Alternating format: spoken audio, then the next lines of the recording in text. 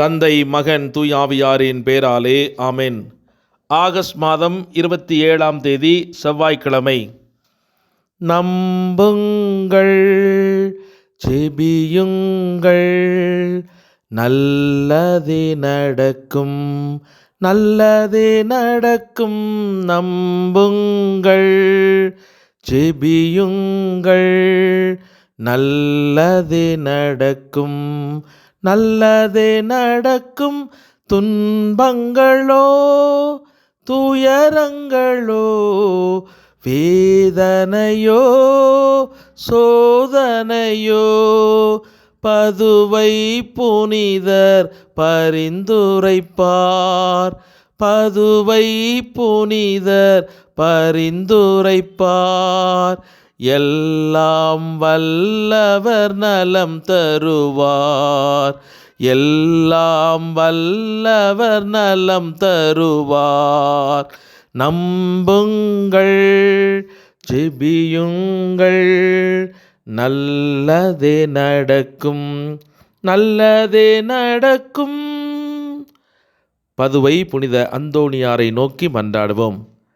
இத்திருத்தலத்தில் மாண்புமிகு அரியணையில் கிருபையுடன் எழுந்தருளியிருக்கிற புனித அந்தோணியாரே, புனிதம் விளங்கும் லீலியே, விலை மதிக்கப்படாத மாணிக்கமே, பரலோக பூலோக காவலே, கவலைப்படுவோருக்கு ஆறுதலே, துன்புறுவோரின் மகிழ்வே, பாவிகளின் தஞ்சமே, உமது இன்பமான சன்னிதானம் தேடி வந்தோம். உமது திருமுகம் நோக்கி உம்மை கெஞ்சி மன்றாடுகிறோம். மகா வணக்கத்திற்குரிய புனித அந்தோணியாரே, நல்ல மேய்ப்பரே, அலகையை மிரட்டி ஓட்டுபவரே, திருச்சபையின் கருணையின் கண்ணாடியானவரே, உலகில் எங்கள் ஆதரவும் நீரல்லவோ, எங்கள் மகிழ்ச்சியும் நம்பிக்கையும் பாக்கியமும் நீரல்லவோ. நீரே எங்கள் ஞான தந்தை என்பதை எங்களுக்கு காட்டியருளும். பிள்ளைகள் செய்த குற்றங்களை பிதா மாதாக்கள் பாராட்டுகிறார்களோ, உம்மை தேடி வந்த சிறியோர் பேரில் தயவாயிரும். அழுகிறவர்களை அரவணையும், அல்லலுறுவோருக்கு ஆறுதலாக வாரும். நீர் இறங்காவிட்டால் எங்களுக்கு வேறு யார் இறங்குவார்? நீர் ஆதரியாவிட்டால் எங்களை வேறு யார் ஆதரிப்பார்? நீர் நினையாவிட்டால் எங்களை வேறு யார் நினைப்பார்? நீர் உதவாவிட்டால் எங்களுக்கு வேறு யார் உதவுவார்? தஞ்சமென்று ஓடி வந்த அடியோர்கள் பேரில் தயவாயிரும். பரிசுத்த வெண்மையில் தூயதான தயாபரமே, தயை கடலே, தவிப்பவர்களுக்கு தடாகமே, தனித்தவர்களுக்கு தஞ்சமே, உமது இன்பமான சன்னிதானம் தேடி வந்தோம். தொலைதூரம் கடந்து நாடி வந்தோம். துன்பம், பிணி, வறுமை முதலிய இன்னல்களினாலே வாடி நொந்தோம். எங்கள் நம்பிக்கை வீண் போகுமோ? எங்கள் மன்றாட்டு மறுக்கப்படுமோ? எங்கள் திருப்பயணம் பலனற்றதாக போகுமோ? எங்கள் அழுகை கண்ணீர் உம்முடைய இருதயத்தை உருக்காது போகுமோ? ஐயா, எங்களின் அன்பான தகப்பனே, எங்களை முழுவதும் ஒப்பு கொடுக்கிறோம். எங்களை கையேற்று கொண்டு ஆசீர்வதித்தருளும். ஆமேன்.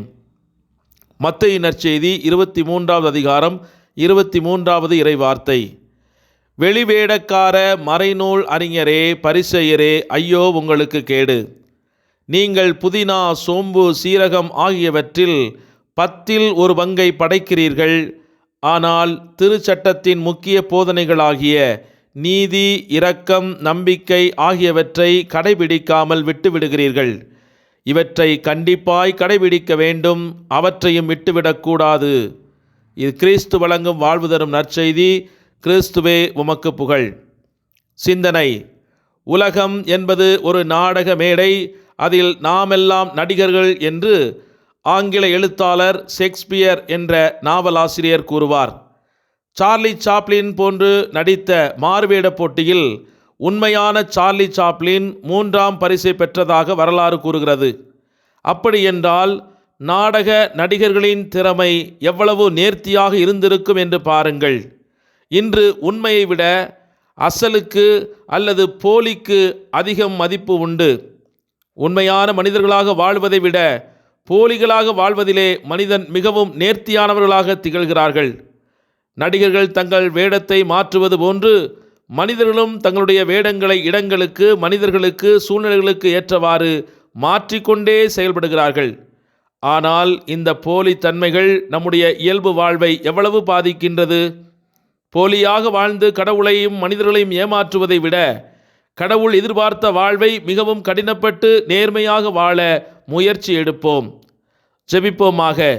எங்களை இரக்கத்தோடு கண்ணோக்கும் எம் அன்பு ஆண்டவரே, உமது பேரன்புக்காக உம்மை நன்றியோடு துதிக்கிறோம். நாங்கள் வாழ்வதும் இருப்பதும் இயங்குவதும் உம்முடைய அன்பினால்தான், உம்முடைய அருள் எங்களோடு இருப்பதால்தான். நான் இன்றும் வாழ்ந்திருக்க உமது இரக்கமே எங்களை தாங்கி வழிநடத்துகிறது. இன்றைய நாளில் உமது பேரன்பை சுவைக்க எங்களுக்கு வாய்ப்பு தந்தமைக்காக நன்றி கூறுகிறோம். இன்று உம்முடைய வார்த்தைகள் எனக்கு ஆறுதல் அளிக்கட்டும். உமது இரக்கம் எங்களை வழிநடத்தட்டும். நாங்கள் பிழைத்திருக்கும்படி எங்களை உமது இறக்கைகளினால் மறைத்து கொள்ளும். சூரியனுடைய பிரகாசத்தால் இருள் அகன்று போவதைப் போல உம்முடைய தூய பிரசன்னத்தால் எமது வாழ்வில் விளையாடி கொண்டிருக்கும் இருளான ஆற்றல்கள், பில்லி சூனிய கட்டில்கள், இன்னும் இருளின் ஆட்சியினால் நாங்கள் அனுபவித்துக் கொண்டிருக்கிற உடல் உள்ள மன பொருளாதார சிக்கல்கள் அனைத்தும் மறைந்து போகும்படியாக இன்று நீர் உமது அருளை எங்கள் மீது பொழிவீராக. உன் துன்ப நேரத்திலே பதற்றத்துடன் செயல்படாதே. ஆண்டவரை சிக்கன பிடித்துக்கொள், வாழ்வின் இறுதியில் வெற்றி பெறுவீர் என்று சீராக்கு புத்தகம் 2:3 வாசிப்பதற்கிணங்க இன்று எங்களுடைய துன்ப நேரத்தில் பயத்துடனும் பதற்றத்துடனும் செயல்படாமல் உம்மை சிக்கன பிடித்து கொண்டு வெற்றியடைய அருள் தாரும். எதிரியை எதிர்கொள்ள எங்களுக்கு உதவும். மனிதர் தரும் உதவியோ வீண். கடவுளின் துணையால் வீரத்துடன் போரிடுவோம். அவரே நம் எதிரிகளை விதித்து போடுவார் என்று திருப்பாடல் 108, 12, 13 வார்த்தைகளை எங்களதாக மாற்றி இந்த வார்த்தைக்கேற்ப எங்கள் எதிரிகளோட யுத்தம் செய்ய இன்று எங்களுக்கு ஆற்றல் தாரும். உம்முடைய அருள் துணையால் இன்று நாங்கள் மேற்கொள்ளும் எல்லா வேலைகளிலும் வெற்றி பெறவும், எங்களுடைய பயணங்கள் பாதுகாப்பாக அமையவும், எம்முடைய பிள்ளைகள் இன்று உலகத்தினுடைய தீமைகளால் ஈர்க்கப்படாமல் இருக்கவும், அவருடைய படிப்பு, ஞானம், கல்வி இவற்றை பொறுப்பெடுத்து கொள்ளவும் இன்று யார் யாருக்கெல்லாம் மனதிலே காயத்தோடு உம்முடைய அருள் துணைக்காக காத்திருக்கிறார்களோ, ஆறுதலுக்காக வேண்டி நிற்கிறார்களோ, மன அமைதிக்காக ஜெபித்து கொண்டிருக்கிறார்களோ, அத்துணை பேருக்கும் ஆண்டவரே உம்முடைய உடனிருப்பினால் அவர்களுக்கு சரியானவற்றை செய்து அவருடைய வாழ்வை ஆசீர்வதித்து உயர்த்த வேண்டும் என்று உம்மிடத்தில் நாங்கள் ஒப்பு கொடுத்து மன்றாடுகிறோம். இவற்றையெல்லாம் எங்கள் ஆண்டவராகிய இயேசு கிறிஸ்து வழியாக தந்தையாம் கருடத்தில் ஒப்புக் கொடுத்து மன்றாடுகிறோம் எங்கள் ஜீவனுள்ள தந்தையே, ஆமென். எல்லாமல்ல இறைவன் தந்தை, மகன், தூய ஆவியானவர் உங்கள் அனைவரையும் நிறைவாய் ஆசீர்வதிப்பாராக. ஆமென். பதுவை புனித அந்தோணியாரே, எங்களுக்காக வேண்டிக் கொள்ளுங்கள்.